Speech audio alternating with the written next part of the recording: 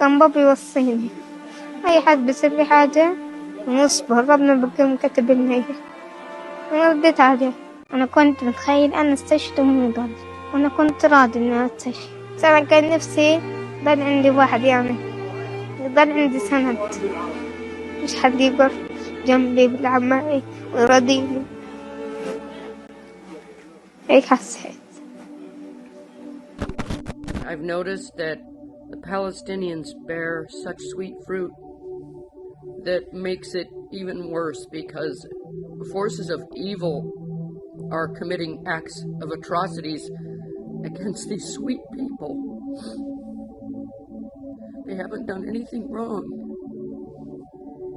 And if there is a God, those are his people. قاعد حالي استشهد كل عيلتي ما عدا أنا. كلنا نروح نطلع على المطعم، بنروح نزور أصحاب بابا. كيف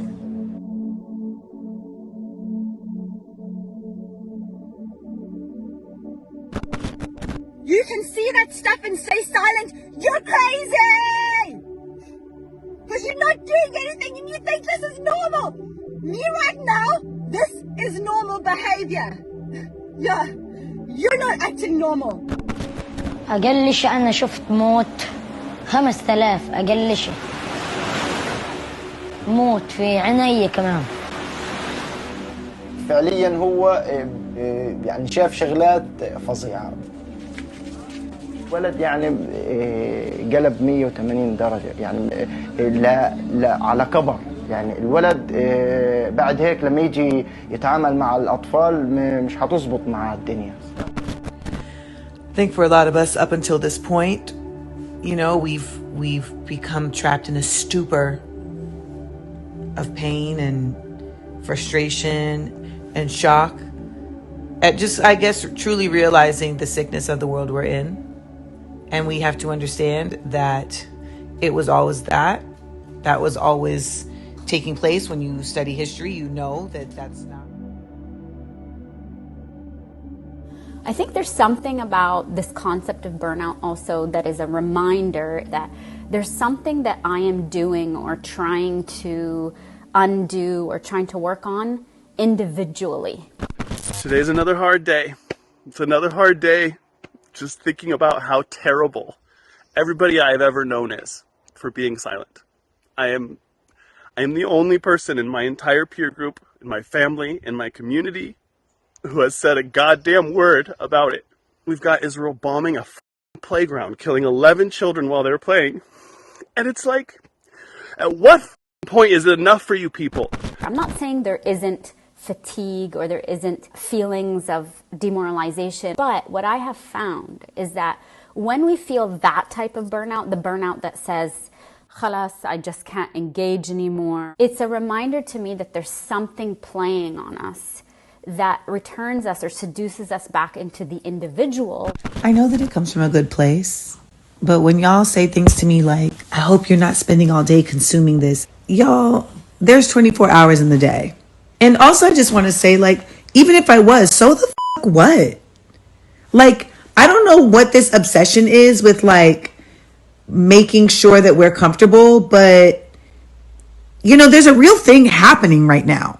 If we are immersed in it and we are continuously paying attention to it, you know, there's this like American privilege of like, you know, make sure you step away, make sure you take care of yourself. The ways in which we are invited back in to this individualized, I'm doing this by myself, I feel lonely, I feel disconnected, I feel alienated, are precisely the ways that all these structures of oppression work. Lately, I've noticed myself bouncing between anxiety and exhaustion, and I know I'm not the only one. With everything happening in the world, it's so easy to get pushed outside our window of tolerance. That burnout comes from trying to solve a structural problem on an individual basis. I love that you said that, because the impulse or the knee-jerk reaction is like, I gotta take care of myself. Leave me alone. I can't look at these dead babies. I can't look at people crying anymore. But then on a practical level, what do we do in that moment? Exactly. And listen, it's like that. Okay, then that impulse, we're registering something. Like, that's why I never like to come in and sort of shame people for that impulse. That's not it. Okay, there's that impulse. Can we let that impulse guide us into a reflective process that returns us to the structural analysis? I don't want to see dead babies. Okay, what is the mechanism that is at play here? Because that thought, that impulse, doesn't happen without an entire infrastructure that relies on you divesting or sort of pulling away from witnessing this. Which also brings into mind, what are the structures that have been put in place that some of us have the ability to look away on a daily basis? So I've come to the conclusion that Westerners just can't connect to people from certain parts of the world who have certain experiences, but they can connect to other Westerners. My doctor just saw my Palestine sweatshirt and she said to me, you know, it's just so sad what's happening over there. You know, I was talking to someone from Israel and she says she has to have a bomb shelter in her house. And I was like, people are being burned alive in tents. They don't have bomb shelters. But a Westerner can't connect to the idea of a tent. They can connect to the idea of a house. I think one of the things that these last 15 months has done is completely demystify this idea that somehow this is new. During the 1948 Nakba, when more than 750,000 Palestinians were ethnically cleansed, I've heard a lot of people saying this week that the UN is broken because it's unable to stop the genocide in Gaza. But the UN is actually acting very consistently to how it's always behaved when it comes to selling out Palestinians. And it has shown people that truly there are people in the world that live in different universes. These conditions where larger powers can fuck with your life in any way they want and there's no recourse is also not a new thing for people of the global south, for people everywhere in the global south. So there's a way also that there's an awakening into reality. This is what Fanon would call disalienation. Frantz Fanon is a leading theorist of both racism and colonial power. He was on the front line in struggles against both fascism in Europe and colonialism in Africa, and his experiences as both a physician and a psychiatrist gave him a unique, if horrifying, vantage point to empirically examine what racism is, and that's encapsulated by his theory of disalienation. So what is this concept? Now, alienation in a nutshell is the experience of being separated from essential aspects of your humanity. In other words, then, getting rid of the system that alienates you will liberate you and allow you to regain your humanity. It's not only Fanon's theory of racism as alienation that remains important today. The brutal oppression of Palestinians in Gaza and the West Bank is reminding the world of ongoing systems of domination. This force that is in front of us and we're forced to reckon with is the reality, the material reality of the world in which people live every single day, but we move through it differently.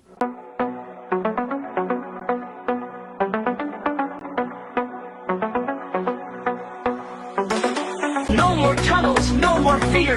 Trump Gaza is finally here. What I kind of, in a very fucked up way, love about having a Trump administration and all these people that were next to him is like, now there's no more mask. Now we see it for exactly what it is. Yes. It's and this is the piece where you can start to see, you know, when I'm like, let's track this. What are the moves that, whether it's us internally, unconsciously, like what are the moves we still go to? Like what is it that we're still investing even psychically in these larger structures that are come save us or any of this thing? And this is not a pedantic point. It truly is a psychic piece where in that acknowledgement, in that recognition, and staying with that truth. Any nation that tries to employ a system other than the United States capitalistic system, we will automatically cut them off, sanction them, put our foot on their neck, don't give them access to the U.S. economy and the rest of the world, and then we will look at them and say, ha, look, they failed. That doesn't work. Their system doesn't work. Other possibilities emerge that aren't inscribed within the same fucked up structures that continuously make us feel alone, make us feel psychically depleted, truly physically depleted, put us in physical danger. Clearly that route was not one that was ever going to be in our favor. And certainly not in favor of liberation. Absolutely. So, okay, so well, let's do it in a practical way. I wake up, which is what I'm grabbing my phone. I go on Instagram. My favorite thing to do is to look at like all the happy Palestinian babies but then of course some horrific thing pops up. And I'm like, and I feel this heavy thing and I'm like, okay, I have to bear witness. But then how do I go on with my day? What do I do in that moment? It's really hard to be an organizer or fight the good fight, whatever you call yourself. I mean, I think what you've just described is like the contradictions that are always present. And I think sometimes not running to sort of tie up those contradictions very easily. It's almost like we see Palestinian joy. And I think that is so important, right? Rather than the sort of the cynical, like, okay, there's a ceasefire, but they're going to keep doing it. Yeah, we know that they're going to keep doing it is because Zionism is constitutively a genocidal project. Akid they're going to. But can we have the discipline to see and recognize life-making efforts despite that, right? So that's the first part, is like register. That's what it's not. I'm not just seeing, Palestinian joy. Okay, Khalis is Palestinian joy, fantastic. It's not like a romanticization. It's a commitment of a people to say, my refusal to only be known as victims or referential points to Zionism, that's not going to happen.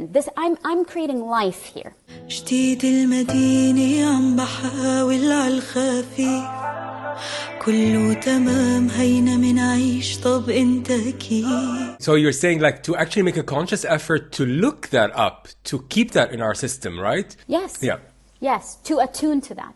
So I guess what I'm saying is that looking at Palestinian joy is not a passive process. We're always returning back. طبعا يا اخوان اليوم عزم الشباب على الصدار. الحمد لله فتحنا على الصدار. السلام عليكم. السلام عليكم. يعطيك العافية. اسمي عبد الرحمن. اسمي عبد الرحمن. الله يعطيه المنيو. هذا بندوس عليه. هذا سبيشال That is a political position that people under oppression anywhere, but here we're talking about Palestine, that is refusal, and that is what allows people to live otherwise despite all of this.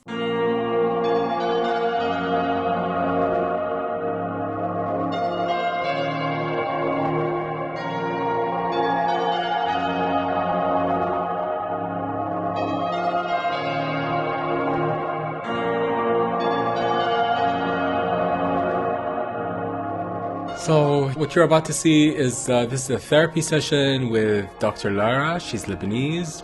Yeah, this was a very interesting therapy session with Lara because it was like therapy for me and for you through me. And basically I've collected all the questions that I hear from friends and what people say in the comment section as well. And I think the time has definitely come for having a therapy session, right? Because not only did we have 15 months of genocide, and now we very well know that the genocide is going to continue, and it's already continuing.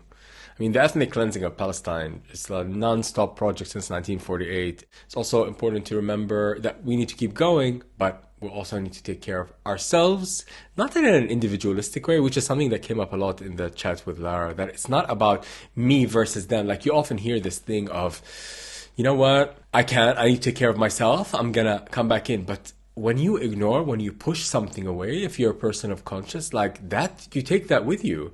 It's almost like when you come from, let's say, a dysfunctional, let's say, family, and you haven't resolved your issues and you decide to move away, and you're like, I'm done with you people. I'm going. You take that pain everywhere. It's going to bleed and spill into all your future relationships.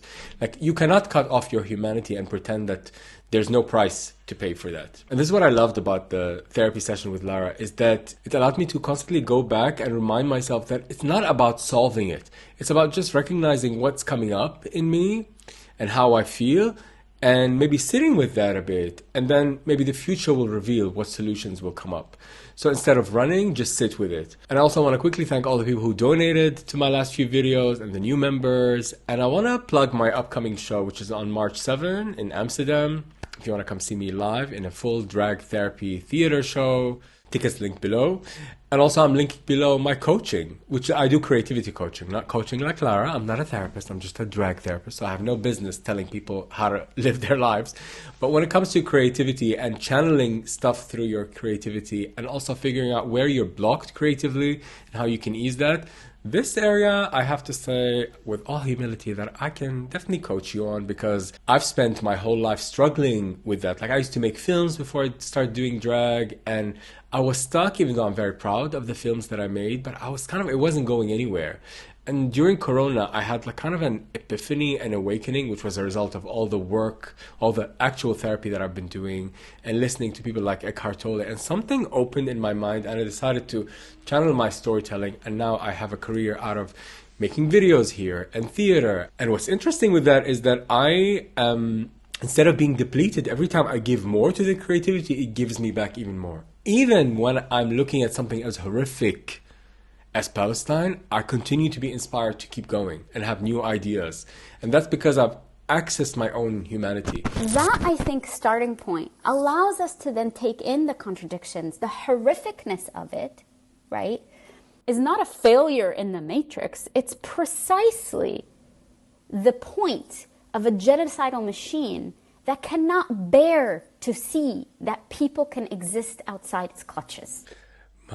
So it makes me, this gives me goosebumps. It almost makes me want to cry when you say that, because it's so interesting. When I make videos about Zionism, the algorithm somehow allows it, even though I'm very critical of Zionism. But anytime I humanize Palestinians, kullo, demonetization, it's almost like the system cannot bear to see Palestinians alive and happy and beautiful and sexy and whatever, like the things that are not so miserable. صح. تخيلوا لأي درجة وصلت الأمور هون في القدس. أنا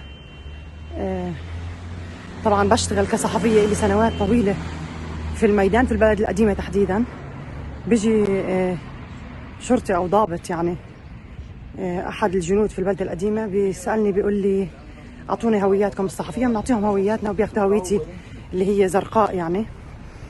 فبشرح له بقول له إن هم من برا من بلد أجنبي وأنا فلسطينية. بس هيك قلت له. أخذ هويتي قال لهم أنتوا ادخلوا كملوا في البلد وأنتي ممنوعة تدخلي في كل البلدة القديمة. صورني بتليفونه وقال لي عشان تتعلمي تحكي كلمة أنا فلسطينية. وكمان the Zionists, they're so fucking sick in their head to the point where like, oh, how can you say it's a genocide? They're smiling. What the fuck? مستكترين علينا إنه to be happy. That's exactly right. And this is what I said to her early on. These are all ways, mechanisms. Number one, that systems of oppression, and here we're talking about Zionism, psychically intrude because, let's say, okay, you're not allowed to smile. Fine, you're not allowed to smile, because if you smile, unless you are a perfect victim, this thing is not happening.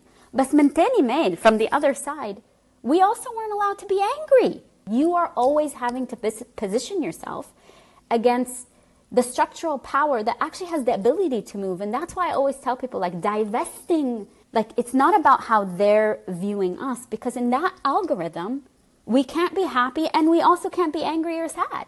Both those things are not allowed. Right. Can you say more about what you meant by divesting here?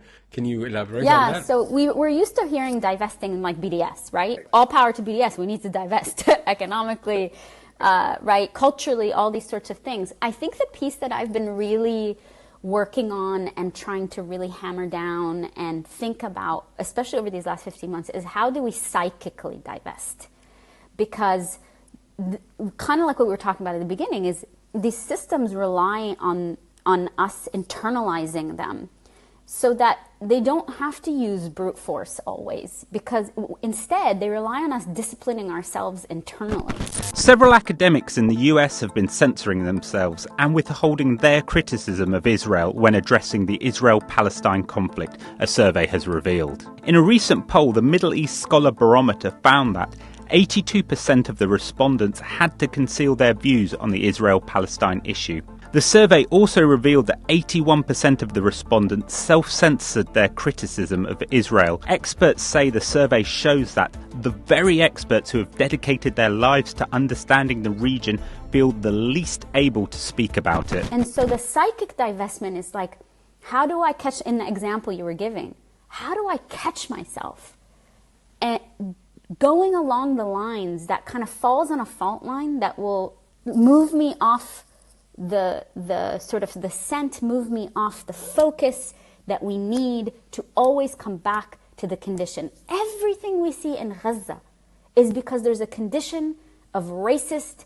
Zionism. And our actually commitment to constantly repeating that has to be at the level of how much Zionism is actually intent on repeating its own violence. So if we can see like, wow, the repetition of violence is this strong, that's a clue for us about how much we have to repeat and divest from all the ways that we might unwittingly joining in this idea of like policing our emotions, that somehow we're going to find this magic emotion that is going to be okay.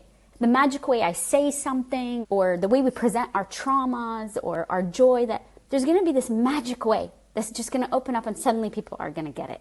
That approach is one that asks us to join in these impossible choices of rejecting parts of our history as a precondition to anything else, right? Like, this is the equivalent of the Hamas thing. Will you now take the opportunity to condemn what Hamas did on October the 7th? I only ask you one more time. To my simple question. Was what happened on October the 7th a terror attack? If you refuse to call the bombing of Dresden as a terror attack, I tried. Then why? I've got to leave it there. Is that not hypocritical? So, just for the record, do you condemn what Hamas did that day? I condemn the genocidal conditions That wasn't my to question. stop people dying, Piers. Yeah, but that wasn't my question. No, we do not. But I couldn't help but to think, do you condemn 9/11? What? Bro, what are you talking about, man?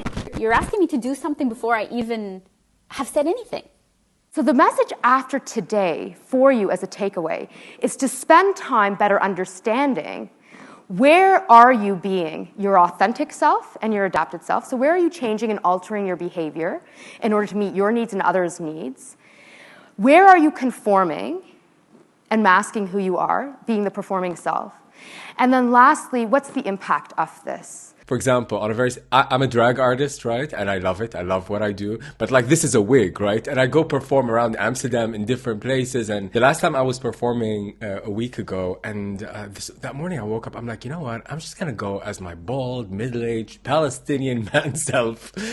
And it felt like such a thing. Like, nobody could tell. But inside me, I was like so proud. And I got up there. I'm like, you know what? I'm not going to wear a mask today. And I had the time of my life. Again, back to what you're saying. Who are we speaking to? And whose approval are we seeking? Yes. Actually. Yes. It's I think it's a lifelong journey. I don't know if I'm going to figure out now, but I'm so glad that Palestine is waking me up to all of this. Absolutely. And this is such a great example of how these things saturate our everyday life in ways that are seamless. Like, you wouldn't maybe have thought about that as one way in which, right, this is happening. And it's because this is so saturated and it's unconscious, and we move through life and sometimes are not even thinking about the ways it imprints on us, is I think also I'm hearing that why it could feel so invigorating for you to be in that position and be completely there and present. Yeah.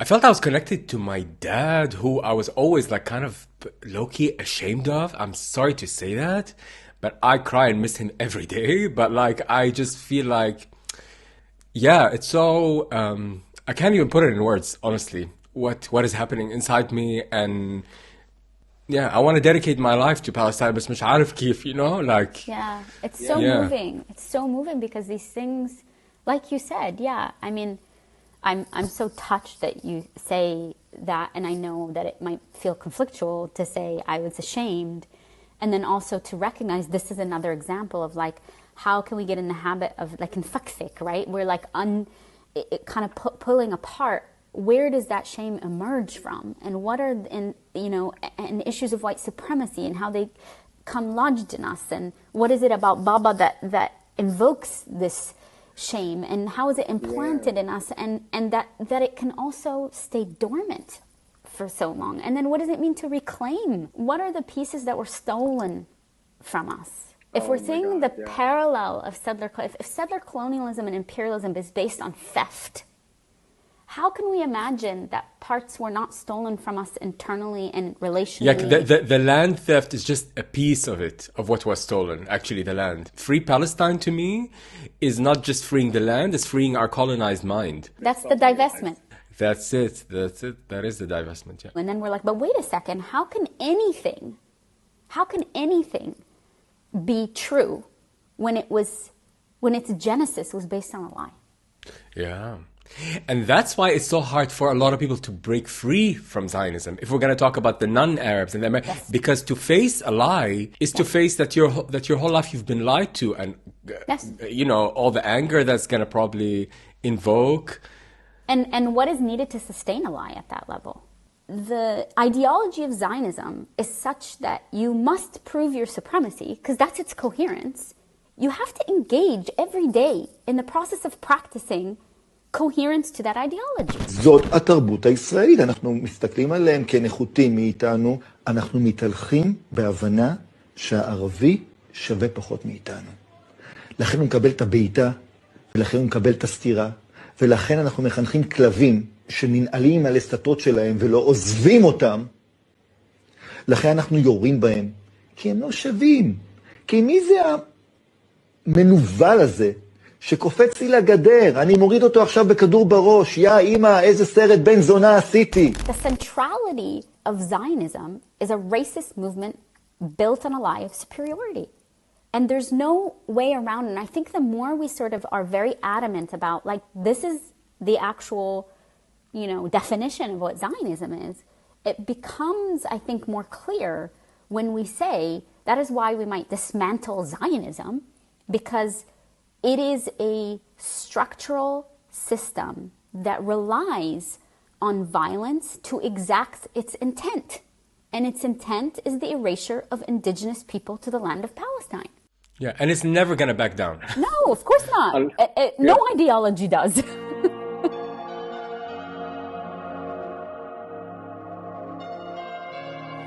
I think there's something so deeply moving about people being able to connect to people maybe they've never met and experience something like survivor's guilt, which to me is to be like, despite all the efforts to dismember Palestinians through expulsion, through exile, through dispossession, that there's something so immediate about seeing someone in Gaza and say, that's my people. And how is it that, so that's number one, is saying like that feeling is a feeling that flies in the face of Zionism. And as my friend, we video call.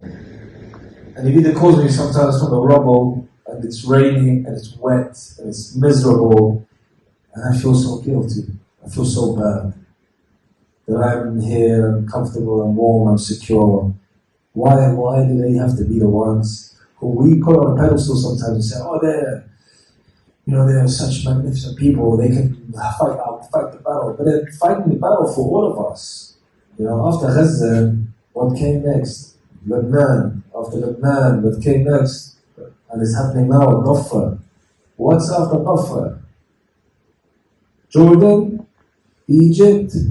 I think so. We all know what the long-term plan is, the greater Israeli plan. It's not fictitious. They are openly admitting this. That you feel connected to a people and place that perhaps because of this possession you have never been able to go back to, defies what Zionism wanted. The idea was, in expelling people, they would lose the connection to the land. They would forget where they came from. They would never try to come back. But that's what the Auda is about, right? It's like the right of return is keeping that thread. And it's return in here, actually, first. And so in many ways, I would say to people is like, don't be afraid of that, but let's locate it. Let's label it for what it is. That survivor's guilt is really important politically because you are reinforcing the connection to the people that remain on the land, which is your land, right? No matter how long you've been gone in diaspora, expelled, it is a connection to that. That's number one. Number two is a reminder that because of that, surviving is actually really important. If the intent of Zionism is to ethnically cleanse and erase any sign of indigenous presence, surviving is necessary, right? And it's not just surviving on the outside. No, it's surviving as a Palestinian, right? And so there's this way, we're back to the contradictions of how do I honor that feeling, but then again, reinscribe it in the political importance. Yes, and I want to highlight to people who are listening that this is really therapy, because, you know, if you go to actual therapy to heal other things like your fear of intimacy, blah, blah, whatever, all that stuff, a therapist would never tell you, oh, here's the thing, go, and life is going to be solved. It's more just becoming aware of how you feel, because that's the first step, and then answers will come, I think, down the line, right? Yes, that's a great point, and maybe that's in a sort of insight-oriented work, which is the type of therapy that I do. The piece that I would add to that is also moving away from this, like, locating what we're feeling as only an individual process, right? It's commuting between the individual and the structural. To really understand and appreciate the concept of sacrifice. When I ask sacrifice, it doesn't necessarily need to be the greatest sacrifice with your lives, like the people of Gaza have had to do. It means giving your expertise, your time, your commitment, promising that you will not turn away, that you remain focused on this, that you are really embodying solidarity. And then can you, like, look at them together? So, like, it's not overdetermined, but you brought up the sort of, like, intimacy issues.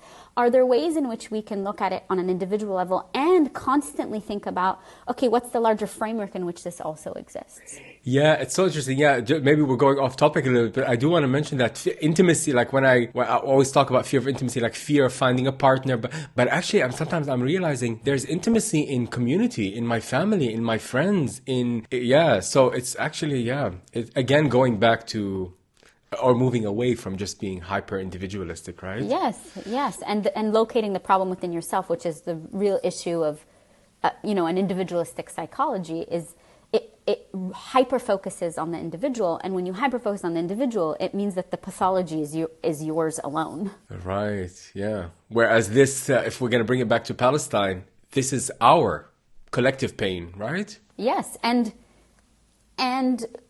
we can look and say there's a source. Yes. Cutting off the source, and that's not to say, I really want to be clear, I'm not collapsing and saying that is the only thing that represents the Palestinian. Bil'akis. It's saying, as long as this source is here, if nothing else, everything else is embroiled in that. So, like, dismantling that source is actually a clarifying process. Let's say, for example, patriarchy. How do you talk about patriarchy when all you're doing in the last 15 months is making sure that women in Gaza are the most oppressed people in the world at this point? Yeah. This is the reality for hundreds of thousands of women in Gaza, forced from their homes into temporary shelters or camps. And just as almost everything is in short supply in Gaza, women can't find sanitary products during their menstrual cycle. There are no sanitary towels available anymore, so we used nappies as an alternative when we could find them. And if I hear one more person here talking about how the Islamic world makes women cover their hair, I'm going to put a shoe in their mouth. If you allow, like, what the fuck are we talking about? Well, especially also, what Zionism does, and it's so sick, is that it gets, let's say, people from the region, like Iranians who've suffered under dictatorship, and it gets all those different people, like also Mizrahi Jews, and gets a lot of people to start supporting Zionism and turning against their own interests by repeating these talking points. Yes. That, oh, look at Palestine, how it oppresses women. Fuck. No. Right. Yes, exactly. Well, because that state, apart from the fact that it's such a tired Islamophobic trope, right? It's just like, I'm sorry, I am, in the United States a lot of the time, and you can't get an abortion. So, like, we don't own patriarchy. That's the point. So apart from it being a tired Islamophobic trope, it's also such a lack of imagination about, which is telling, about what is the worst possible thing that a woman can endure. It's having to be, and that is white feminism at its finest. You are Jordanian and Palestinian. What do you think we get wrong about your country? I think when they first meet me, they ask about like women rights in Jordan and like, can you justice in Jordan? Can you do that as a woman in Jordan? Yeah. And like, they're really concerned about women and their rights in Jordan. Which is nice, right? Yes, it's nice, but it doesn't here. But like, I think they're only interested when the oppressor is like an Arab man. But when the oppressor is someone Western, or when the oppressor is like Israel or someone like Western, then they do not care. I'm thinking about Hind Rajab's mom. Having to listen to your daughter be murdered and not be able to reach her. هذه اللحظة هنود كانت تقولها هنود ليش انت بتتكلميش؟ بتقولها بتكلمش بنزل من تمي دم. قلت لها معلش يا ماما امسحيه وأنا بدي أغسل لك يا حبيبتي. قالت لي ماشي. بنت مسحت بكمها زي هيك واختفى الصوت. كانت الساعة 7 بالضبط. And then find out that more than 350 tank fires is what murdered your child. You're still talking about the hijab? Like there's something off about that deflection. Yeah, there's something wrong in you if you bring that up. Shows you how superficial the understanding is of what's going on. الحق سلاحي وأقاوم أنا فوق جراحي سأقاوم أنا لن أستسلم لن أرضى وعليك بلادي لو ساوي. Another point I want to bring up is how do we cope with the powerlessness? Because that's such an ugly feeling. And that's not just us Arabs. Anyone who feels with the cause is watching like, what do I do now? Like, I'm just a person. Yes. Well, there's a couple things. One, I want to say, like, I don't believe in individualism, the myth. But those that do, it's always interesting to me that the myth of individualism will tell you you can do anything except change something. Which is like... Oh my God. Okay, that's interesting. Let's look at that contradiction. We're like, you can do anything. You can become a billionaire, right? But change something? No. What are you know, there's something already constitutionally messed up with that, right? Oh, wow. It's a prison, basically. Oh, yeah. And we just take it on like, oh, yeah, that makes sense. You know, like, I'm just one person. Okay, so that's number one. There's something that is a setup in that type of thinking to begin with.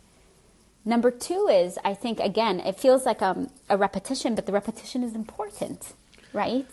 Is how do we continue to understand anything we're feeling as a political force that's running through us and asking us to engage in certain ways. I'm not saying that there aren't moments where you see the most horrific things you never thought. Every atrocity in the world we have ever learned about in history books happened in Gaza in 15 months and more. Right? Girl, yes. It's like a Black Mirror episode. What the f***? And that's the thing. Things we couldn't even imagine. So I'm not saying that we don't register that. What I'm saying is the insistence on you can't do anything, we have to approach with suspicion. The last thing I will say is, I would love for us to get in the habit of actually being upfront with how much has shifted. And to recognize that things shift and we just adapt to it. Like, kufiyas everywhere was not a fucking thing 15 months ago. Talking about Palestine as a settler colonial condition was not a regular thing. There were academics who did that. Anti-Zionist Jew, the term anti-Zionist Jew, that's become like mainstream. Right? Having millions of people in the street for 15 months. Occupations across the world of campuses. Like, this idea of kind of like being jaded about the things that we couldn't even imagine in October 2023 weren't even in our consciousness to imagine. We were building towards them, absolutely. But the swiftness with which they happened tells us there was an infrastructure that was being built through our liberation struggle that allowed people to seize the moment when it happened. And us just kind of sitting back and being like, oh yeah, shrug, yeah, everybody wears a kufi. Everybody talks about Palestine. It's like, no, that wasn't reality before. Really, this is the powerlessness, is because that did not happen without people power. There's no way. Yeah. And all the forces of the world came crashing down and are still crashing down on all of us, and it's still there. That's huge. That, for me, that inoculates me against powerlessness. Yeah, it's like a lot of self-awareness tools actually that you're giving us here. Like a lot of like just checking back in and like not to let the structure that you talk about gaslight you. Yes. Yes, yes. Into believing that you didn't do anything. Yeah. Exactly. It's what I've been calling like militant clarity, psychic clarity, because I realized over these 15 years people would talk to me. I'm also, writing my books. I'm thinking about it a lot. I'm like studying it of like, wow, it really takes a lot of effort to maintain militant psychic clarity in the face of these forces that are intent on invading your psychic space. Not today, Satan. Not today. Absolutely. And on a practical level, I don't know if you'll agree with what I find myself doing, maybe without much like awareness, is I say, okay, I've seen enough horrific images. I want to look at images of joy from Palestine, because that actually invigorates me and allows me to keep going. So in a way, it's kind of like choosing what you let into your system now to keep yourself going. Do you think that's fair, or? I think that's fair, and if it's connected to a political imperative, right? Yeah. Otherwise, it might be just like, liberal self-indulgence. It's really important. And I mean that as part of that is also what keeps you away from the guilt of doing that, from feeling depressed, from when we connect it politically. Because what I hear you doing, even if you're not naming it consciously this, is reminding yourself and insisting that life exists where a deathscape is meant to be. And that pulse of life is who we fight for. We don't just fight for the dead. We mourn the dead. We never let people forget that this was unnecessary death and it was a racist death. The death was caused because you are racist supremacists that insist on death. But also to be able to attune to life. There is life. It's not just the deathscape. Yeah, absolutely. And I am definitely doing it with a political goal in mind, because I'm actually, the more I do that, the more I'm like, oh, here's another ideas for 3 more videos, because otherwise I won't be able to keep going. Like I'm trying to find creative ways. Like I want to make a video about where I make analogy between Wicked and Palestine. Yes, yes. And the fact that you're able to see it everywhere is precisely you being able to read the logic that structures everything. And here's why I love that you're saying this, is because we are meant to watch Wicked and feel for Elphaba, right? We're supposed to feel like, oh my gosh, everything I was taught about the Wicked Witch was wrong. That's the affective impact. What happens when you leave the theater and you're not able to apply that elsewhere? Thank you. Exactly. I was like, how is nobody seeing this? That is ideology.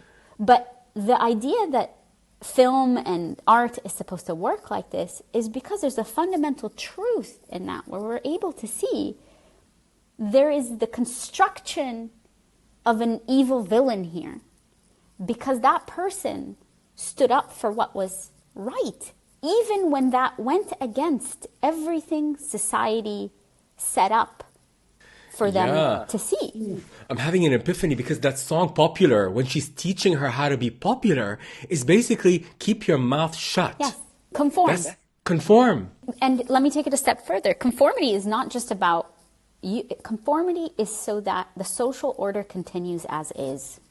Your conformity helps shore up and stabilize a social order that does all the work, that does the work of cis heteronormativity, that does the work of patriarchy, that does the work of ableism, that does the work of racism, that does the work of Zionism, imperialism. Like, conformity isn't just like, shrug, I conform today. It's like, no, it actually shores up all these other systems and allows them to continue going on being without being detected. Yes, and I love that you're saying that, because in Palestine, people are physically enslaved, the Palestinians, and all these families, but we've been mentally enslaved all our lives.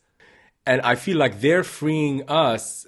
And the price, that's not to say that the price isn't high. Of course the price is high. The price is high because we're coming up against, like you just said, the 2 biggest powers in the world, right?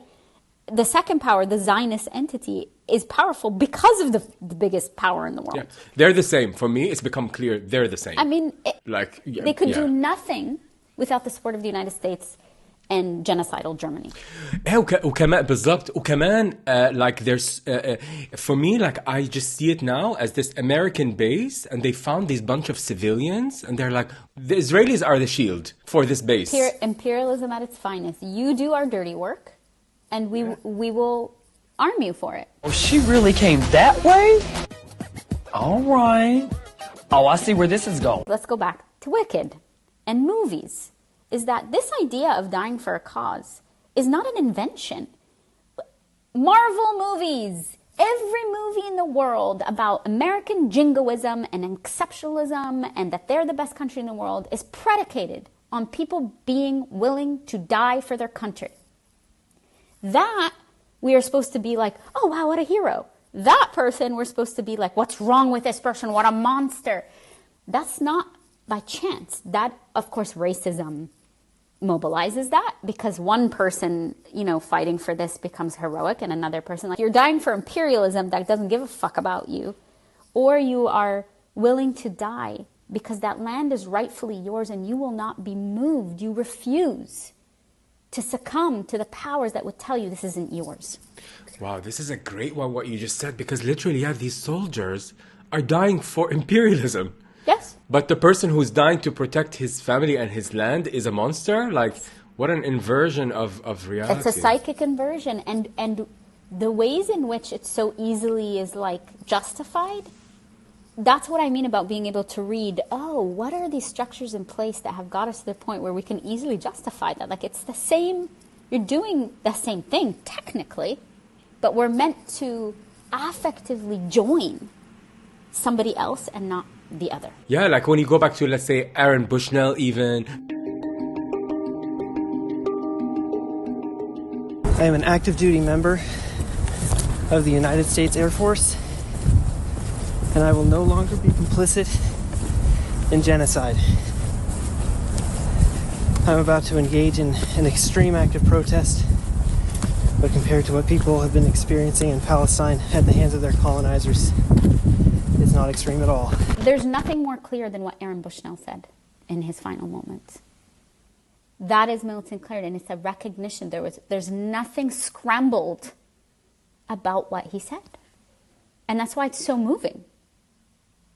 Because there's a recognition that there's no other choice.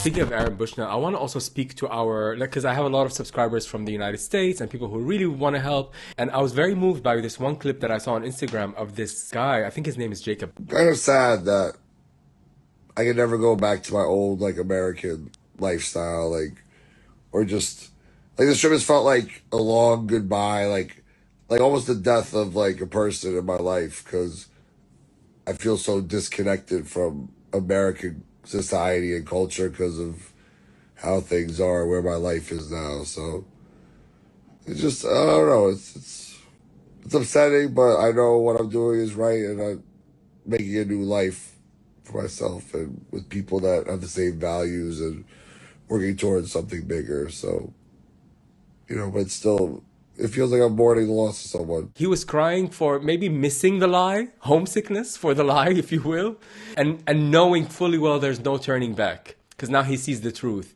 I want to speak about that. What do we tell all these people who are now who see it for what it is, but now have to probably stop talking to their families and their friends and leave a lot of comforts behind? Yes, that's a great question. Let me go back to Frantz Fanon here and about disalienation. We're used to the sort of prefix dis being bad. Alienation is what allows you to live in the settler colony of the United States and forget all the violence that it perpetuates in the world. Saying, I can't bear this anymore, and leaving.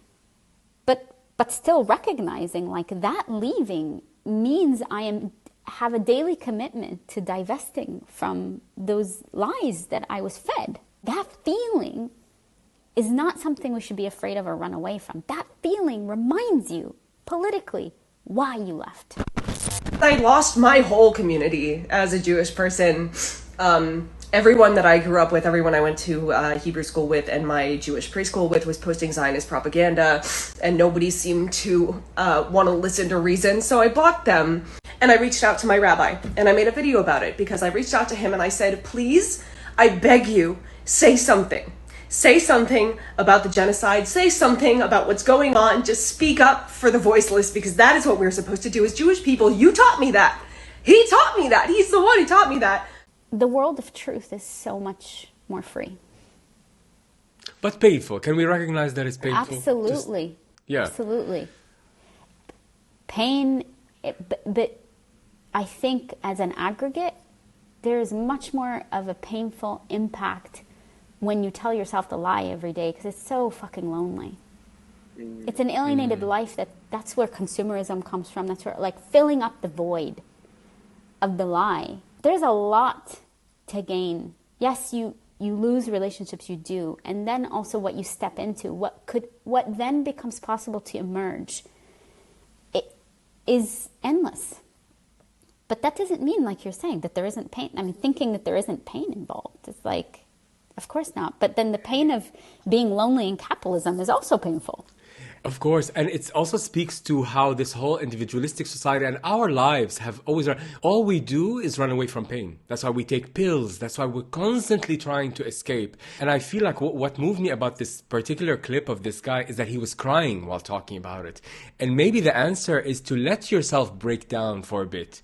To recognize that, yes, I am missing something old. And I think we do so much in life to avoid crying. And this is something I'm coming to personally, like, because we all know Israel's been doing this to Palestine for decades, right? Yes. But throughout the history, I would always get angry. I would stay in my anger. But for the first time, this time, I'm accessing tears and emotion. Absolutely. And you're talking about the expansiveness of affect. Like, anger is really important.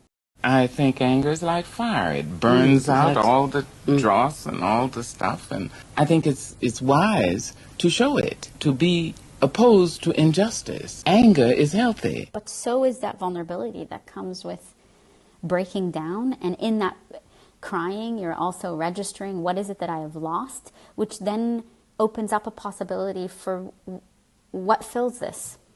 What is it that I actually want to repopulate my world with? And I think that marking through tears, through breaking down, through all of that is one way we open up that door and say, okay, what are the things I need to repopulate this space that now doesn't have whatever I had before. Wow, that's beautiful. And speaking of tears, it reminds me of there's في ولد بغزة اسمه أحمد حبيبي. He's so cute. He's always adopting animals, different animals, and they keep dying because obviously the conditions are horrific for everyone.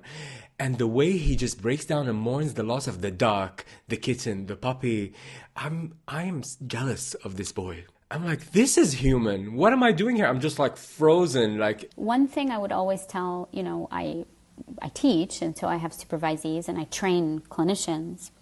And a lot of folks of color and Arab and Palestinian and all that I've trained would say to me, like, how do I sort of manage this and these feelings, and they'd register racism or anti-Palestinian animus or anything like that. And the thing I just always remember them is if these structures like Zionism is built on theft and it's meant to steal everything, don't let it steal your humanity also. Right? We don't get access. You don't get access to that. I will not allow you to strip me of my humanity. Everything you're doing is based on the fact that I don't have this capacity to feel deeply, to care about animals, to care about others. And everything people in Gaza have showed us is that capacity remains untouched. The love, the support of each other, the tenderness, especially of men that we're taught are not caring, that's the point. Don't let them steal yet another thing. Yeah, I love that you brought up men, because the way almost now it's become synonymous, like, oh, Palestinian women and children, Palestinian women, as if like now Palestinian man, khalas, he's a terrorist. Yes. And the amount of Palestinian men who run animal shelters in Gaza, just take that, or fathers who hug and kiss their kids, and like, I'm like, what the fuck? How many more lies have you been telling us? The fact that we even have to like justify that, like, look, there's this man and he's loving his yes. That tells us how utterly racist and orientalist the entire premise is like that shouldn't have to be something that you justify. Exactly. But this is going on a lot, this auditioning for empathy from the Western world. Yeah. That I'm now finding myself sometimes in the middle of conversation, I'm like, you know what? A year ago I would have had this conversation, but I'm cutting it right here. I don't give a fuck because you already don't see me as equal. So I'm walking away and you can think whatever you want to think. There you go. You're practicing divestment. Yeah, see you in hell, where you're definitely gonna be rotting, bitch. Like, it's just really like, what the fuck? Hell's already here. Yeah, seriously, hell is already here. But also heaven is already here. Yes. I would say hell's already here for racists. Yeah. The game is done. Let me read out to you a statement by Alexander Turbanov, a Russian Israeli who was released recently. Your kindness has been engraved in my conscience forever. During the 498 days I lived among you, despite the aggression and crimes you endured, I learned the true meaning of manhood, pure heroism, and respect for humanity and values. You were the free ones under siege, and even though I was in the hands of men fighting for their land and stolen rights, and despite the fact that my country's government was committing the most heinous genocide against the besieged people, you never allowed hunger or humiliation to touch me. Can we maybe finish off with something practical? Like, this is not, it's not over. Far from over. No, it's not. And what I will say to folks is, rather than have that be demoralizing, understand that as a commitment we make every single day, because we will not stop until the world we want to live in is here. And what power does is reconfigure itself. So rather than being like, oh no, here they do it again, we have to be like, I got you. That's what power does. بخافش من ناس زيهم هذول الجبنة، بخافش منهم زي الفيران، يعني معاهم سلاح ومعاهم دبابات يبقوا يتزروكوا بين الدبابات، خايفين منا احنا، يعني مدنيين بس هم ارادتهم ضعيفة، خوفهم لدرجة الجنون، يعني مش طبيعي عندهم الخوف. احنا ما بنخاف منهم، شو ما عملوا فينا ما بنخاف منهم. اسلحتهم نزلت علينا زي المي، لانها نزلت من ايدين فاشلة، نزلت من ايدين خايفة، من ايدين مرخية.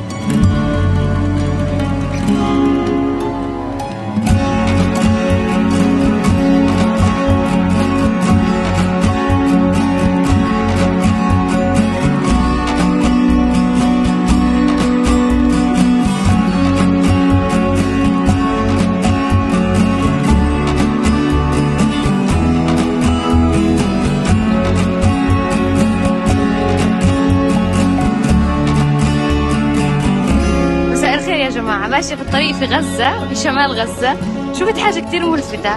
الأطفال بيرسموا بإيديهم على ركام بيوتهم، بيحاولوا يلونوا الرماد اللي يغطى على حياتهم.